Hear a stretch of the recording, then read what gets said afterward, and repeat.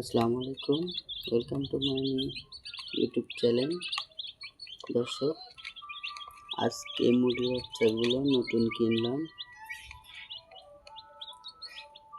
বাচ্চাগুলো নাকি এসে বললো, তার থেকে কিনছি, সে বললো যে হচ্ছে টাইগার মুরগির বাচ্চা আর দুইটা ব্রয়লারের বাচ্চা আছে।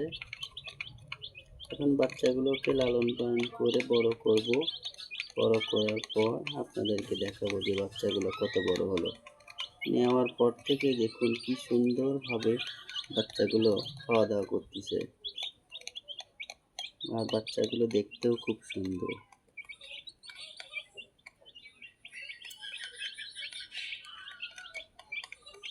বাচ্চাগুলো খাওয়ার মধ্যে রাখছি, ছেড়ে দিয়ে রাখলে পরে তো চারিদিকে ছোটাছুটি করবে, এই জন্যে খাঁচার মধ্যে আটকে রাখছি, না হলে তো সমস্যা হবে।